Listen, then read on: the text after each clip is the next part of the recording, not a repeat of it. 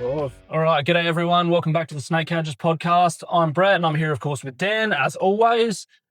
We've just done our Singapore trip, and we've done a few podcasts there, so they should be coming out soon. And now we're on to the Darwin leg of our work trip, if you can call it that. So today we're joined by Dr. Stephen Cutter, wildlife and exotic veterinarian up here in Darwin. So thanks for coming on. Thanks for having me. Yeah, we'll get into lots of different stories. We've already been having a good chat about things. So, yeah, I thought we should start the camera and get it going. So I suppose to start with, if you just want to introduce yourself and tell everyone sort of what you do. Yeah, my name's Stephen. I'm a veterinarian here in Palmerston in the Northern Territory.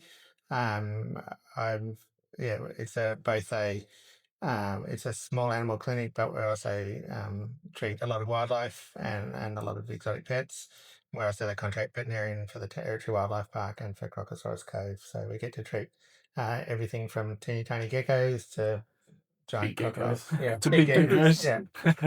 And there'll definitely be a story about that coming up, about a absolutely. big crocodile, a big gecko that you treated. So we'll jump back to the start. Is being a vet something you always wanted to be growing up?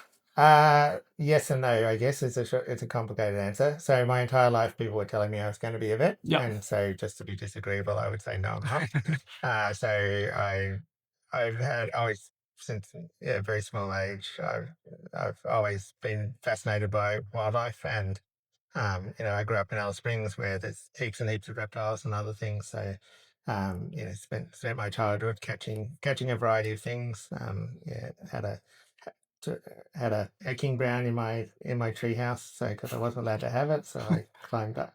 I took it up into the tree house where my parents couldn't find it, and a variety of other sort of stories like that. But so I've always been sort of fascinated by wildlife, and so and animals generally, and so people were always like, "Oh, you must want to be a vet," and so I'd say no. I was going to be a zookeeper, I was going to be a conservation biologist, I was going to be a zoologist, a variety of other things. Still animal related, something. Still animal related, but the reality is I was definitely destined to be a vet because, there's a lot more, I guess, definite wildlife and animal handling with that. So I'm definitely, I don't want to, ultimate sort of reptile person. Yeah. I don't want to have a look at a wildlife way over there. I want to hold it. So you did your study in South Australia? No, in Melbourne. Melbourne, So we moved from Alice Springs to Melbourne when I was 15. Yep. And I did my later high school and university down there. Yeah. And what years did you study?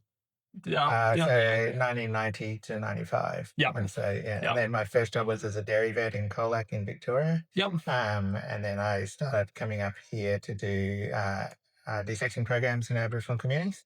And then sort of gradually moved there, and so I moved to Darwin in December '99, just before the millennium, and started practice. And haven't looked back. Yeah. So you moved up to Darwin, fresh off the bat, pretty well. I was about 4 years. 4 years, yeah. Like that. Yeah. So did you go to a clinic getting up here, or did you immediately start the Ark? I started another clinic, but it was so I'd been doing dog programs in Aboriginal communities, so it became obvious that there was and I was sort of moving from one place to the other, and I thought that by establishing a clinic, that would create a base that I could do those things more effectively, so I could travel for. And then I guess that took a life on its own. So I established the original one, which is not the Ark, with people who were friends at the time, and that was a bad mistake. Basically, the clinic went well, but going into business with friends is always fraught with difficulties. And so that fell apart, and then I started the Ark. So when you came up here, there was obviously a need for a vet like you to do all those things, and I suppose you filled that niche at that time. At the time, and I guess it still is. It was partly just being a big fish in a small pond. There was nobody else that was vaguely interested in wildlife, so I stuck my hand up and said, "I like wildlife.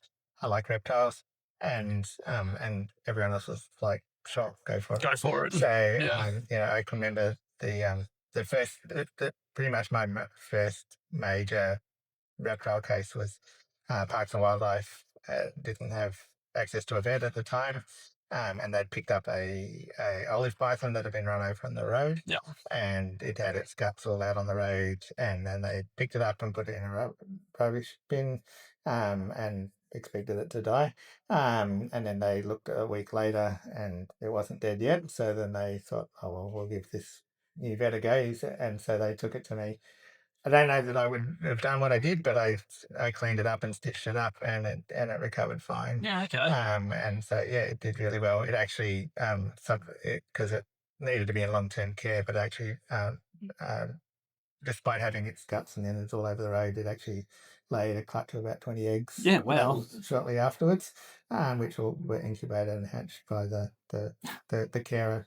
Yeah, bloody hell. Catcher. So yeah, not many other animals can survive that. And as I said, I probably now would have just gone, no, yeah, just cool it. Yeah. Cool it, but at the time I didn't really know any better, so I gave it a go, and it worked. I suppose that's getting experience as well within that. And again, Darwin, what a place to come for wildlife in 2000 as well. So yeah, there was no cane toads then, and so there was definitely a lot more. There's there's frillies everywhere and all sorts of things. So it's definitely changed a bit since then. Yeah, the toads definitely took their toll when they came through, didn't they? Yeah, for sure. As so is increasing urbanisation. So we were on the edge. Basically, it was sort of on the bush, whereas now suburbia is sort of built up. We're still pushing out. Yeah, we're still get a lot of wildlife and stuff in, but it's and there's still a fair amount of bush, but it's certainly more urban. Yeah.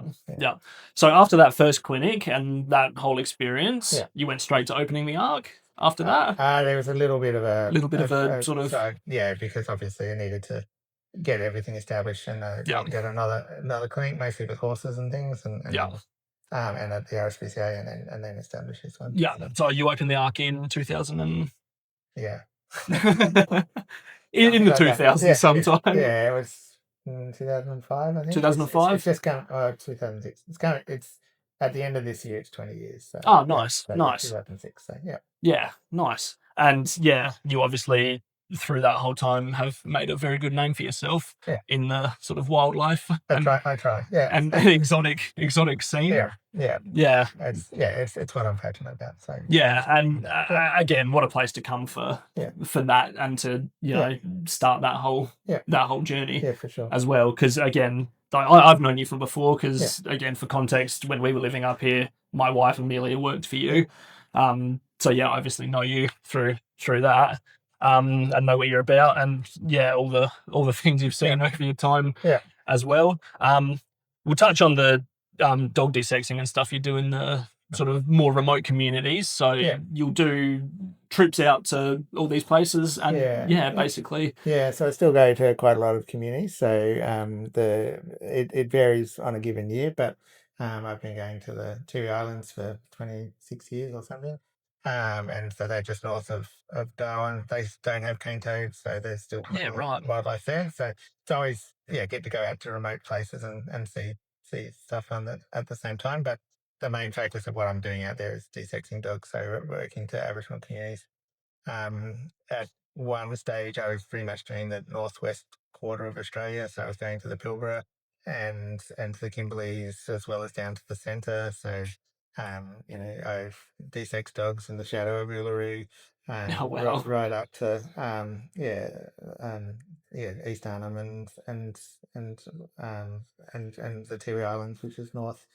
It's changed a little bit. I've also been more recently. I've been going to Nauru in the Pacific to do much the same sort of things. So get to travel a lot and see a lot of remote places. Yeah, absolutely. A lot of places that not many people would get out and see. Absolutely, yeah. And it's great, and it makes it's a really important impact on the animal welfare of the dogs and the people that live out there. Yeah, and I suppose you can educate people as well while you're out there about all those things too. Yeah, and it just changes over time. When dog numbers are out of control, they're very hard to have a relationship with. They're kind of like seagulls at the beach. There's thousands of them. When they're desexed and healthier, then it's your dog, and then that changes a whole array of how people relate to them. Yeah. So will you will you get, say, an email or something, say, hey, can you come out? Or is it just sort of periodic? You go out to these communities? It varies. Yeah. But most of those communities I've been going to for a long time now. So it's usually organised through the local governments, Yeah. so the councils. Although in the where I've just been is organised through by the art centre. But basically, yeah, I go where I'm invited, Yeah. and as I said, most of these places I've been to over and over again. So Yeah. it's working with those communities, and they know. There's also a charity which I helped found called Amric, which helps sort of coordinate them as well. Yeah, nice. And again, coming up here and sort of starting that, you get Yeah, your name out there, and yeah, you build up absolutely. that Yeah, relationship with the yeah, communities as yeah. well. Pretty much almost all of the communities I've been to haven't really had dog programs before, and so it's been a long time now, so they're all well and truly aware of what I can offer and stuff like that, and what vets can offer. But initially, it was a lot of it was explaining to people about what desexing was, what this medication will do in terms of what it'll Yeah. treat and parasites and things like that. Yeah. Yeah, Yeah. No, and again, such rewarding work getting to go and travel to all those yeah, all those places yeah, that again absolutely. Yeah, not many people yeah, would get to go to. yeah, yeah, absolutely. Yeah. Yeah. Nah, fantastic. So we won't talk about, dogs too much, being a No, that's reptile good podcast, for but sure. obviously the wildlife side of Yeah, things as well is yeah, what you yeah, guys do here. yeah, And obviously being up in Darwin, there's lots of wildlife. yeah, So you deal with again all manner of things from yeah, snakes that get hit by cars to sea turtles that yeah, wash up on yeah, on beaches yeah. around the place. Yeah, anything, anywhere, anytime, basically. So, Yeah. yeah, it's one of the really good things about Darwin is that we don't have koalas, we don't have No, platypuses, you're we don't have lucky. wombats. Yeah, but we do have a really good array of reptiles. So we are missing a few of the iconic ones, so bearded dragons and stuff, although there's pets. But we do get a lot of very cool reptiles, and it is definitely a good place for it, and they're quite abundant. And Yeah. so And again, a lot of reptiles that people just wouldn't think yeah, are up here. Like they think, oh yeah, they've got salties and stuff like yeah, that, but that's probably as far as it yeah, goes, yeah, really. But all you need to do is go out for a drive to yeah, Fog Dam and you'll see yeah, all sorts of stuff. yeah. I'm sure, as you've mentioned, Fog Dam has the highest density of snakes in the world, apparently. Yeah, very right. Yeah, and so in terms of kilos of snake per square meter or whatever, and so there's certainly there's some very cool species, and yeah, it's really nice to be able to see them and enjoy them. Yeah, absolutely. Absolutely. And again, I can only imagine what the numbers would have been before the Yeah. toads came through Oh yeah. as Yeah. well. Yeah. So some things of the big goannas unfortunately have been substantially decimated. Yeah, So nocties the and noctis yeah, and even the mertens and stuff like that are substantially rarer. Frillies as well. You used to drive between here and the city, and you would see at the right time of year, you would see probably 10 or 15 frillies just running across just the across the road. road. That Yeah. used to be quite common. Whereas now they're still around, but they're definitely a whole lot rarer. And at the in the build up, we would in the past would get several in a day, pretty much. Whereas now we'd be lucky to get in one a week, one a fortnight. Yeah. So Yeah. and yeah, so a lot of the especially cool blue tongues are another one, king browns are another one that have all sort of been substantially reduced Yeah. by the toads. Hopefully that certainly I guess the evidence in North Queensland suggested that they do gradually seem to learn To learn. Yeah. and bounce back. Whether that will happen in my lifetime or not, we'll see. But Yeah, yeah. I've seen again as of sort of the last few years, particularly of king brown yeah, sightings, there are more and that's- more being yeah, seen, particularly yeah. out sort of Kakadu way. Yeah, but they're still the snake catchers are catching one every couple of years, Yeah, and they used to come out to Howard Springs and stuff, didn't they? yeah, Yeah, well, king browns they used to get. So Ben, one of the previous snake catchers, loved them, and so he had the permit to keep them, and he had 20 or 30 in the first year.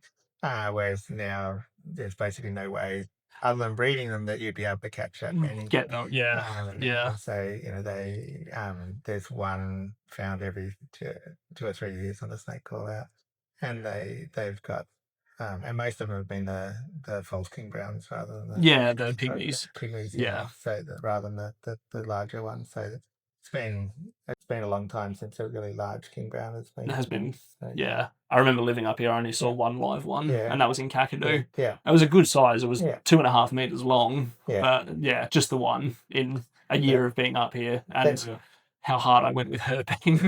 They can't imagine that. They're still abundant on the Tiwis. Yeah. Okay. Yeah. So it's a little funny story, but a lady came to me and said, "Oh, do you know much about snakes?" And I was like, "Oh, I know a bit." And she said, "Oh, there's a king brown at my house, and it's yellow, and it's up on top of the veranda." And I'm like, "Oh, well, that's a carpet python." Yeah. And so we went around there thinking it's a carpet python, and I was going to, and I mean, I should have known she was a TV lady, and they catch carpets all the time. So, Yeah. but I got out of the car and went, "Oh, it is a king brown." It wasn't yellow. It wasn't up there. It was down on the ground. And it really, and she goes, "Yeah, I told you it was a king brown." But yeah, anyway, it was. So we moved that one on. So Yeah. It's Again, lucky the Tiwi doesn't have any toads. Yeah. Are they pretty strict with sort of managing that so that toads don't get there? Or Yeah, so they're pretty thorough. So basically, it's an island, so they're not going to get there. It's only if someone. But I think Greta's got detector dogs. I don't think Tiwis do.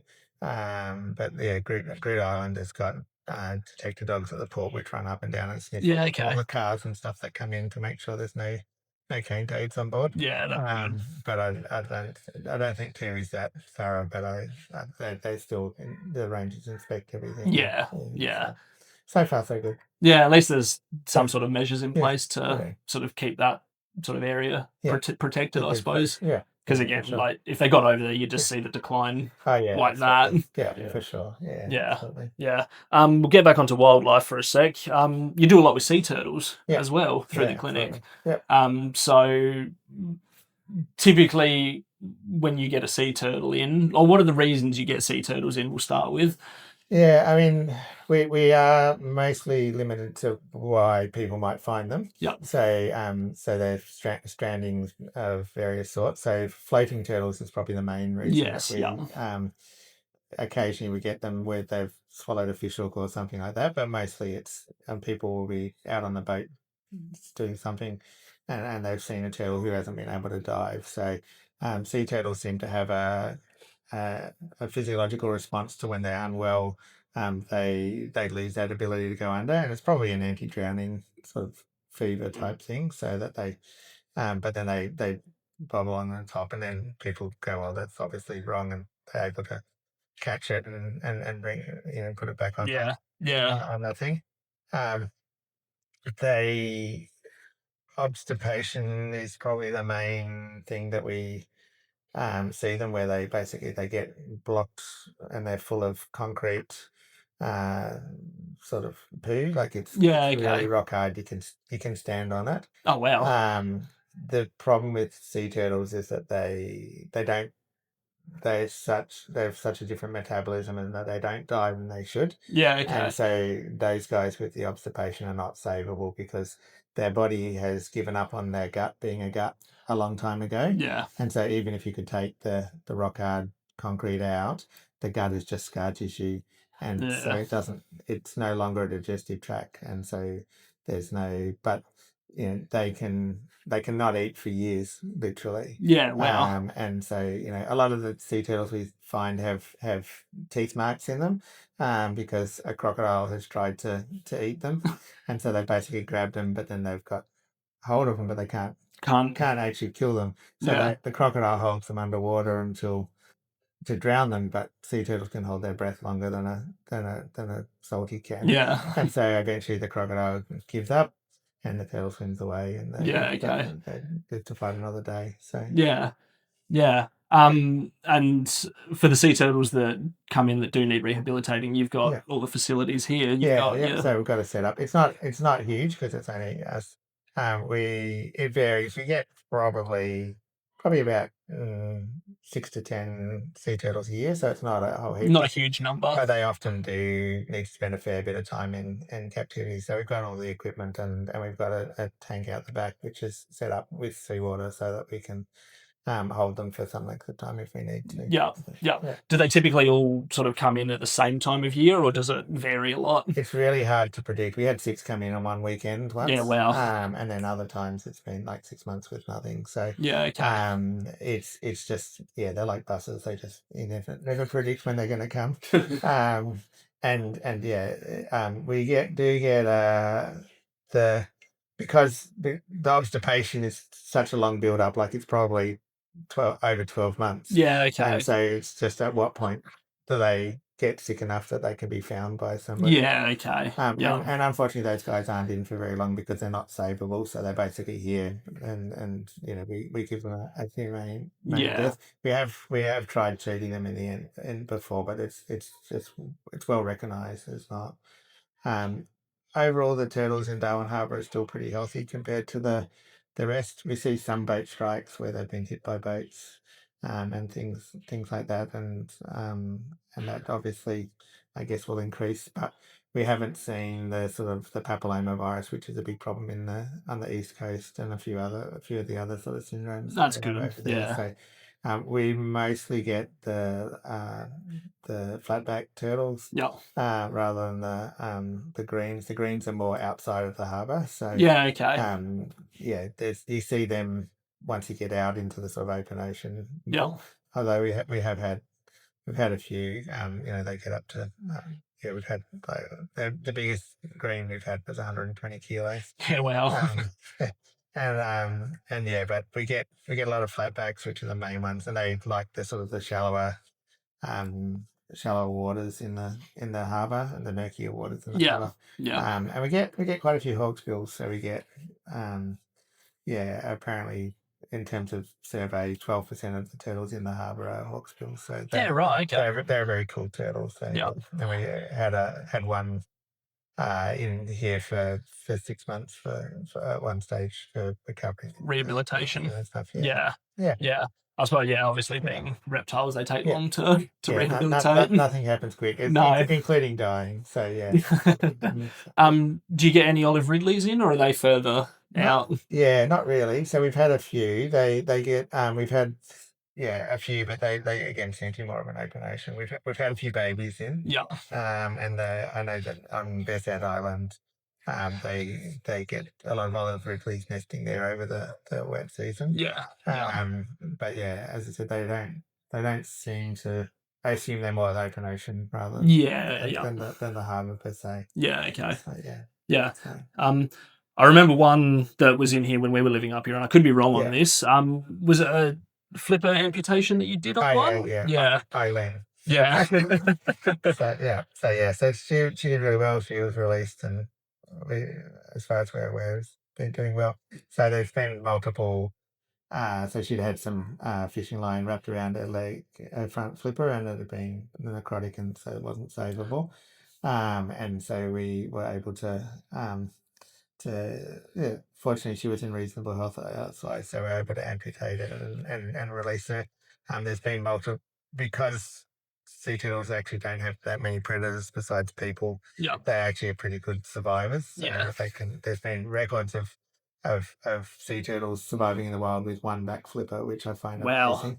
But anyway, so we released her. That was actually really popular, so we put that out as a to the public, and we had hundreds of people come down to wish her good work. Yeah, nice. And that was Casuarina, wasn't it? Yeah.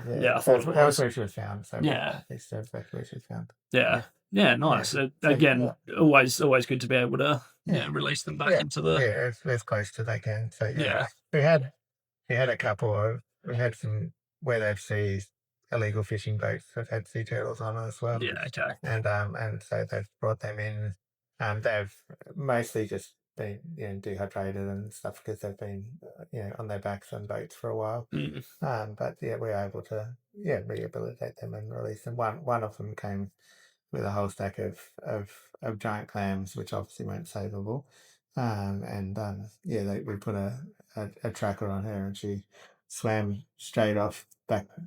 The tracker unfortunately fell off past just past the Tiwis, but she was pretty much going a straight line back out to presumably where she where she come from. So yeah, the boat was Vietnamese. They were anywhere between Vietnam and Australia, but Yeah, she knew where she wanted to go. So yeah, no, that's fantastic. Yeah. Mm. So we'll go on to a bit of other sort of work you've done with Yeah. captive animals. Again, I'm not sure if you'll be able to talk Yeah. about this one Sure. or not, Yeah. but we can cut it if you can't. That's okay. The old pellies. Yep. You able to talk about those? Yeah, probably. And the sort of hormonal work you did with them? Yeah, so I mean, I guess we can talk in generic. So Just in general, yeah. yeah. So pellies, as you know, are very restricted species that haven't they yeah. So they're found only in a very limited area in the escarpment country of the Northern Territory. They've relatively recently been brought into captivity, and I guess it seemed that the pellies weren't breeding that well, and it kind of it seems like they are breeding well now. So it seems like it may actually just be a maturity Yeah, issue. okay. So but we were doing some examinations to try and find out whether they were yeah, so we were just sort of trying to sort of work out whether there was any medical reason why they weren't breeding. But as I said, it seems like it's just an age related thing, and once they're a slower maturing snake, which they can be because they're massive and they live a long time. And so they, comparing them to carpet pythons, which is what they look like, just much prettier and bigger and stuff like that, isn't sort of necessary. Yeah, their biology isn't the same as those sort of things. So they're a slow breeder, but once they get going, they really get going. Yeah. So again, because there wasn't sort of much work done on them before that. Yeah. Just so like all those things, it's all a matter of investigating and trying. So yeah. So yeah, I've got the they're it's one of the joys of being up here is you get to find out, do get to investigate things and say, this is probably nobody else has done that done anything like that. So a lot of it is making it up as you go. And seeing what happens basically. And again, that's how you learn things. Some with many years ago, we thought they were breeding yellow-snouted geckos out at the wildlife park, and they were thought to be extinct in the wild. And they only had, at that stage, they'd ended up with one female and two males. And they were thought to be extinct in the wild, and then the female got egg bound. And my God. I had to do a cesarean on a 4-gram gecko. Oh hell! Which is and kind of like, if I mess this up, this might be the end for the species. I don't really want to be the instrument of doom. And it worked. We got the 2 rotten eggs out, and she recovered. They then discovered shortly after that, after I'd gone through all that stress, they discovered another quite much significantly larger population of geckos in another location. So they're apparently secure in that area. Oh, okay, that's all right then. Yeah, a bit of pressure to go in with knowing that. You don't really want to be the cause of an extinction. No, not particularly. An ultimate cause. But I guess it's if you play with fire, that's right. Yeah, if you where the action is, that's what's going to happen sometimes. And that's it. That's the game you play, isn't it? Well, at one stage there was only one pelly in captivity, and that was at the Territorian Wildlife Park. And at that stage, it didn't look like there was going to be any other that's ever coming into captivity. Yeah. And she was very old, and from a welfare point of view, it was time to put her down. But it's still a kind of a. It's okay. It's kind of a stressful thing to think. This might be it, even though, as I said, it's turned out not to be the case, and they now have been brought into captivity and are doing well. But it was still kind of stressful to think, this might be the last time anyone ever does this. Yeah, absolutely. But again, like you said, Yeah. they are in captivity and doing quite well. Yeah. More people are breeding them. So which is what it's all about. yeah, absolutely. They're fantastic snake. Really, I've got one at home. I So definitely can't recommend them high enough. They're fantastic. Yeah. So we'll go on to snake catching a bit now. Just for own color, they're the only Australian species of python that I haven't been bitten by. So wow. Even though I've handled lots of them, they all are just lovely. So so I haven't managed to. I've only been bitten by mine once, but that was a food response. Well, that's what I mean. I've mostly been bitten for food response, but as I said, I haven't managed to annoy any of them. Just by giving them needles and other things, I haven't actually managed to. They're gentle giants, aren't they? They really love. So. We have spoken about it before, but they're one of the largest snakes in Australia as well. They can get to 5 meters long. Yeah, they're beautiful. Really nice snakes.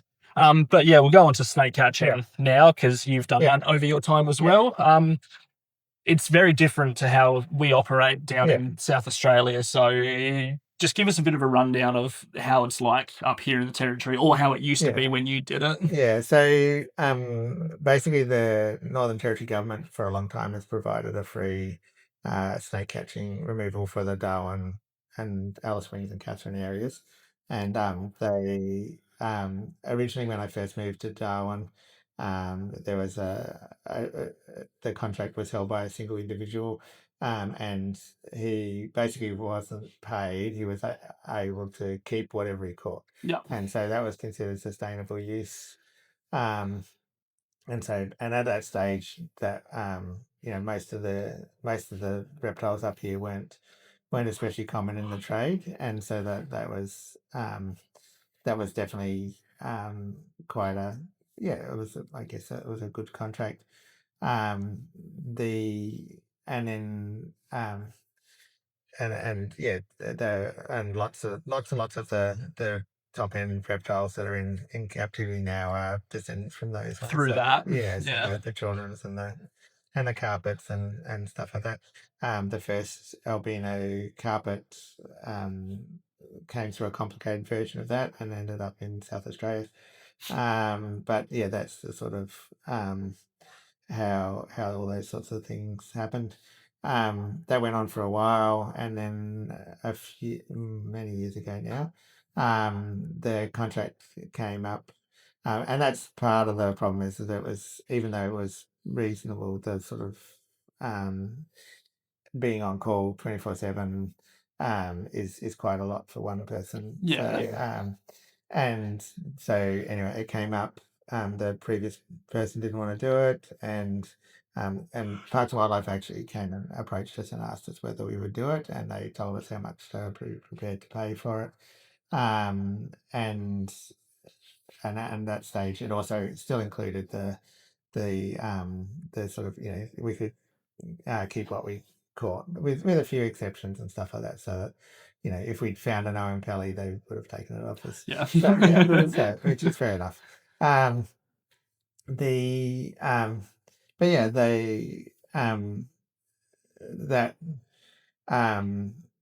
didn't really work out that well because the amount that they were prepared to pay us wasn't really enough. And even though I did a lot of the snake catching, I'm still primarily a vet, and so doing that, I was trying to pay people, and it's actually quite difficult to work out how to pay people for that sort of thing. So it's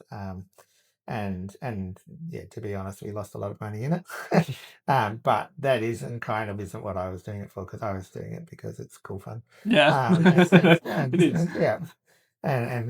get out to see that. So we did that for a while, and it's a free service. People ring up, they see a snake, and you go out and remove it, probably much like anywhere else in the country, except for the fact that almost all the snakes up here are non-venomous. So 97-98% of the snake call-outs were non-venomous rather than venomous, whereas where you guys are, it's probably the other way around. 100% venomous unless you get an escape pet or something like that.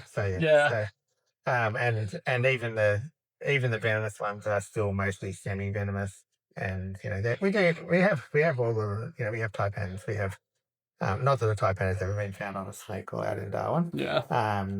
But death adders and king browns and northern browns and stuff. So they're all, there's plenty of scope for venomous snakes, but Yeah. they just are really rare. So the northern brown's pretty much the only one we ever caught on snake call out.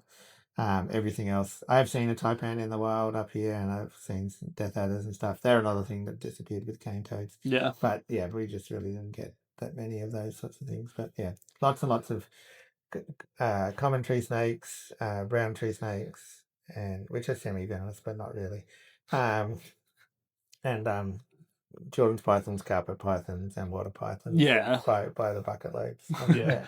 Yeah, I can imagine they'd be most Yeah. of the call outs Yeah. you get. So yeah, you were operating the clinic and doing that all at Yeah. the same time. Yeah. Yeah. So, and to be honest, it was all a bit too much in the end. So I can imagine. Yeah. Yeah. Again. so yeah, and again because I was trying to do, because I was on call for vet stuff, and it's the hard to serve two masters. So I would have been, and so I had employees who were doing the snake call outs, but that's a difficult thing initially. Again, trying to keep everybody balanced, thinking, oh well, the snake catchers might do sort of work in the clinic if there's nothing happening, but of course that works.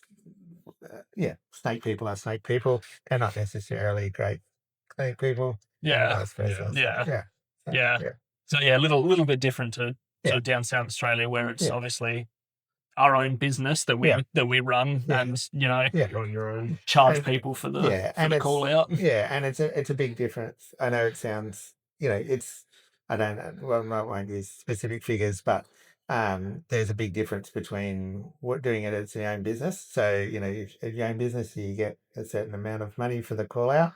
That's fine, but to be on call for somebody else and per call out and stuff like that adds up a lot. So yeah, absolutely. It's and there's there's some things that you would do for free, but if it's your job, then I mean I would go out and catch snakes for free because they're fun, or I would or charge. But there isn't that same sort of level of volunteerism when you're actually working for somebody else. Yeah. So, so in terms of sort of numbers and stuff like that of call outs that you get, obviously going into the wet season is when it kicks off. Yeah, in the build up in the wet season, there's heaps. Yeah. So we get lots and lots over the time. And there's no shortage. We've had I think officially the numbers have always been in dispute. I think officially Parks and Wildlife reckon it's about 400 a year. Yeah.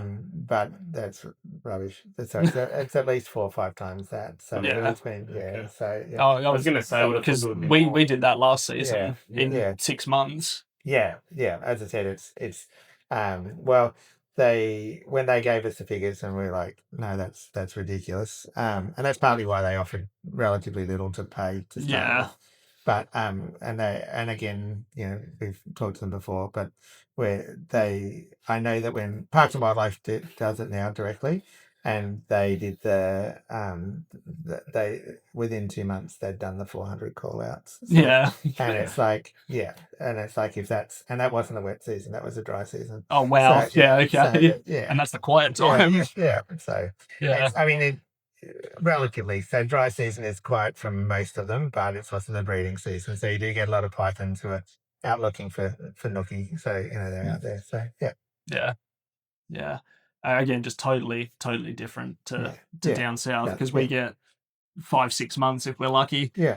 From September to March sort of thing, and then it's just too cold the rest of the time. So it's different, as I said, different things. It's not, I mean, it's cooler, but even at this time of year, there's still, as I said, the pythons breeding season, so they're out and about. They might not be feeding, but and people see them, and most people have there's also a lot. Like I live rurally, but if I go for a walk on my own block, every night I can find a few snakes. So it's absolute, like it's it doesn't matter what time of year or night of year it is. I can, and that's only if there's several snakes, visible snakes, And there's, the visible snakes are always a much smaller percentage of total snakes. But if I can find 2 or 3 snakes on a relatively quick walk on 5 acres, that basically means, you're dealing with at least a snake per acre type thing. So it's quite nice. Yeah. And again, just the different species that you get up here as well. Like, we get brown snakes and red bellies. That's about it. Yeah. We get, there's a lot of diversity. So again, the most common snakes I've mentioned before, but slaty greys are really common. Keelbacks are fairly common.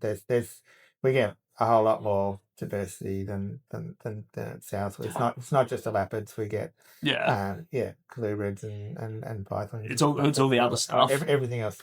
Even file snakes sometimes. So, we saw a couple last night when we went out. They're probably my favorite snake. They're the most awesome. They're very they're just different. They're just built totally differently. So when you were doing it, obviously free service for people. Were people more inclined to call you then, or was their attitude sort of still the same? Like, if they didn't like it, they'd just deal with it themselves, or because it was free, were they more likely to call? I think they're more likely to call. So there's, as I said, they officially we wanted. I think their level of care possibly changes. So we often would turn up and they'd say, "Oh yeah, it's out the back," and we go, "We asked you to keep an eye on it," and they're like, so because it's not, if you're going to have to pay money regardless, it's sort of kind of, I guess they have an incentive to keep an eye on it. But but people would call us for all sorts of things because it's, I mean, I'm sure you have the same thing, but we got called out for toothbrushes and silicone sealants, and rubber snakes, and nematode worms. So the worms that the Gordian knot worms. Which are about that long, so they're impressive, but they're a parasitic worm. And I went to several call outs where that was the cause. So, again.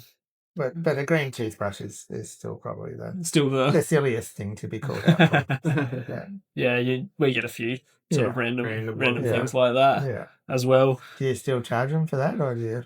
We have a flat rate call out fee. If we come out, then they're gonna have to pay. Whether we catch the snake or not, or get a blue tongue or something. Because it's still our time at the end of the day, and we're still offering a service. And normally we'd let them know on the phone before we end up going out. We had just a blue tongue reminded me, we had somebody who rushed their dog in because they'd been bitten by a tiger snake in a classroom, and I'm like, we don't have tiger snakes up here, but and they're all just panicking and whatever, so we're busy prepping the dog for, and then they're like, they've caught the snake and they're bringing it down, and I looked in the bucket and it's a blue tongue, and I went, "It's got legs," and the lady screamed and go, "It's a snake with legs." And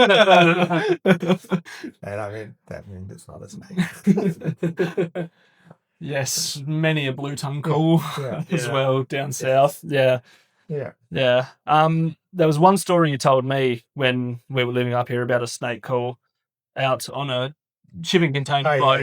That was hilarious. Would you like to tell that one? So we got a call. There was a snake that had been seen on a shipping container from Borneo, and it was in the middle of the Arafura Sea. They were putting down a gas pipeline between the Timor Sea and Darwin, I think. And so it was quite impressive. They were basically blocking off the seabed and putting a pipeline dry on the bottom. And so this sea container was all full of machinery, so like a bulldozer type thing and something, and so we were like, this sea container has come from somewhere in Borneo, so there could be all sorts of cool things in there, including spitting cobras and all sorts of things. So we legitimately went into the sea container. So we got Choppered out there in a helicopter, which was nice.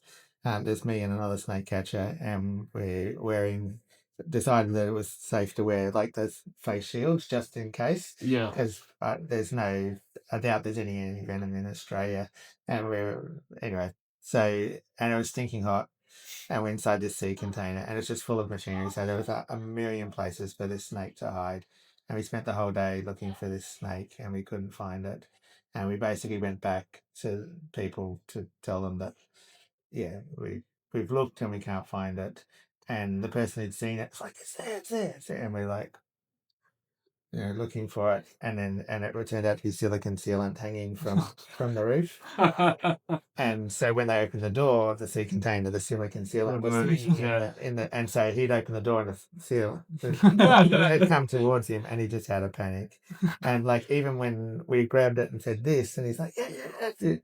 He still didn't realize it wasn't. So anyway, so that was good. We got a free helicopter ride out of it. So, No spitters. we were all excited. We were, as much as it would have been sort of bad for the snake, but it would have been cool that whatever from Borneo was in the sea. So, Just would have been something different. Yeah. So, yeah. Have you got another quick story about your time snake catching before we move on to the next topic? Something interesting? No, I mean, as I said, not really. I mean, the main things, it's all just always, it's, there's probably a lot of things that I did then which I possibly wouldn't do, like crawling into roof spaces and stuff like that. I'm probably a bit older and wiser now. But yeah, it's always fun catching snakes. Yeah, absolutely. That's why we do it. So yeah, we'll go on to the next thing. So you obviously are the vet for Territory and Crocs Cove as well. Yeah. So 2 of the 3 parks up here at Darwin. So the Territory Wildlife Park's a government zoo, a ZAA accredited zoo, and that's entirely native animals. It has one very large crocodile and a couple of freshies, but mostly it has other native animals. So that's where you get to play with a wide variety of things. That's where I did the yellow-snouted gecko, Caesarean. And then Crocosaurus Cove is just reptiles. So they've got a collection of very, very large salties that you can get put in a cage of death, and go swimming with them. And then and as well as the largest collection of Northern Australian reptiles at the top there, which is very cool. So yeah, and both places obviously sort of have that focus of top end species. So basically all of both places just have species that are indigenous to the top end. So, which means no koalas or anything like that, but that's I can live with that. Bloody koalas! I won't get onto that. One that you did at Croc Cove was a very interesting case that Amelia was involved in as well. Sort absolutely. of obviously after you did the initial thing, and that was the removal of a saltwater crocodile leg. Yeah, so Bert was a very large saltwater crocodile. He was famously in Crocodile Dundee originally. Sorry. In Crocodile Dundee originally, so he's the stunt crocodile that they had then. He was fairly elderly, and he was he was living at Croc Cove, and he started to get a sore on one of his toes. And it eventually got to the point where we decided that we needed to do something about that. So we got him out, and we took the lump off, and we had it analysed, and it was cancer. So, and it's an aggressive sort of cancer. And so then we were hopeful that we'd removed it and maybe that was the end of it. But of course, it's an aggressive cancer, and it wasn't. And so then a little while later, it was eating away his foot. And so these crocodiles are in a massive aquarium that you can see them. So that's obviously you have to be aware that the public are going to see this. So because it was a highly aggressive cancer, we made the decision to amputate his leg, so to try and give him the best chance of survival. And we do this with dogs and other animals with these sorts of cancers all the time. And they do it for people as well. You basically take it as far away as possible, because they're usually locally invasive, so they sort of spread very slowly. And so that was a mammoth effort. So we were able to. So for a start, Bert weighed 800 kilos or so. 5 meter saltwater He's a crocodile for context. Yeah, sorry. He's a massive crocodile. He's a 5 meter saltwater crocodile. He weighed 800 kilos at least. And we, so to amputate his leg was required a fair bit of logistical organisation. So we, first of all, we had to get him up out of the water because obviously you can't do surgery in the water. And we had to restrain him. We had to anaesthetise him, and we had to amputate his leg. My tip for that is that crocodiles have solid bones in their femur, and so the bone is a lot harder and a lot bigger and a lot tougher than anticipated. So the extremely expensive orthopedic saw that I had that was made for dogs and cats really struggled. So it was a very expensive. It's a very expensive piece of equipment, but it does very fine cuts, and so his bone was about that wide, and so like that took quite a while. Yeah, so I don't know whether I'll ever get the opportunity to do it again, but I'm definitely skilled up now. So I know all that. We amputated his leg and he healed really well, and he did great for several more years. He pretty much immediately after amputating his leg, he was back working, so which is where they put the cage of death in, and he was happy to do that. What we discovered afterwards is that this particular sort of cancer had already spread and was in his heart and other places as well. So crocodiles are, like all reptiles, are great at hiding signs of, and so he certainly got longer. He got several more years, but ultimately the cancer killed him. So so we were able to treat him palliatively as it became apparent, because we couldn't cut anything more off, and obviously couldn't cut his heart out or anything like that. But we were able to give him sort of appropriate care as he got ready to die, and we were able to post-mortem him when he did die, which we were able to see that the cancer spread everywhere. Yeah. There's a persistent rumor that you see a lot that crocodiles don't get cancer, and I can tell you absolutely that's not true. It's been written up in other places as well, but crocodiles definitely do get cancer, and we probably will see, because there's lots of these like Crocosaurus Cove that want to have the bigger, older animals, and like people, older animals and older people are more prone to cancer. So we will probably see that more and more. It certainly would. You don't see it. It has been recorded in the wild, but you probably won't see it that often in the wild, because as soon as they start having a problem, they'll get killed off by the competition. Yeah. Obviously, more so the captive side of Yeah, things. You see that.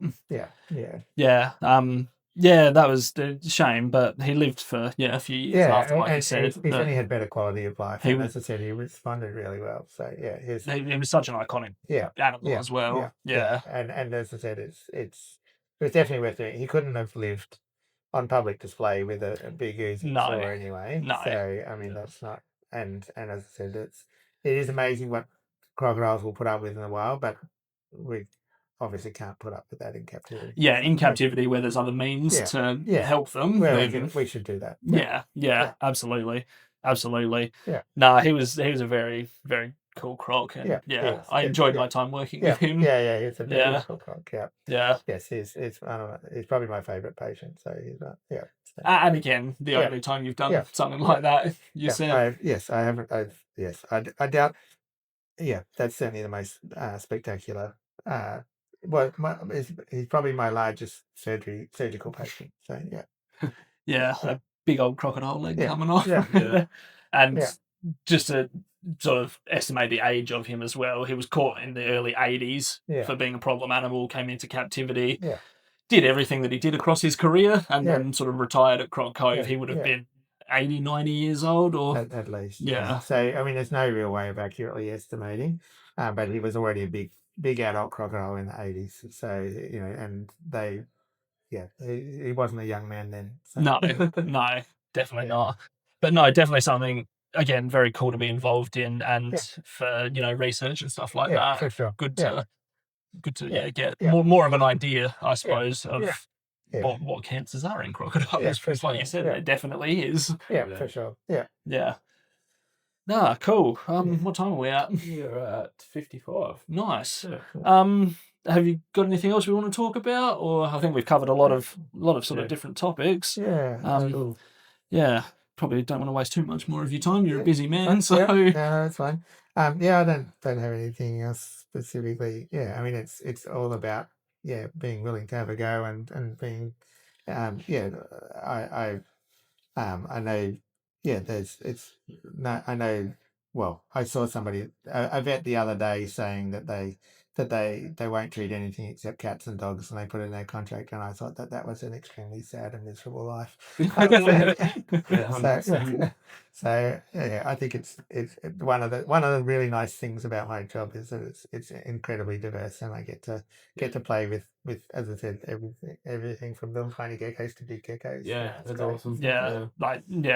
No two days are the same. No, not at You all. get to do so much different stuff. Yeah. And again, you should be open to doing all that stuff as well, rather than, like you said, just treating one or two different things. Yeah. Because again, that's how you learn. That's how you progress your skills and Absolutely. all that sort of stuff. No, I think we'll leave it there. Then we won't take up too much more of your time. Like I said, you run a vet clinic, so you're a busy man. And here we go. So yeah, thank you for coming on, and we'll wrap it up there. So thanks for listening, everyone. Make sure to like, comment, share, subscribe, and we will see you in the next one. Cheers. Cheers.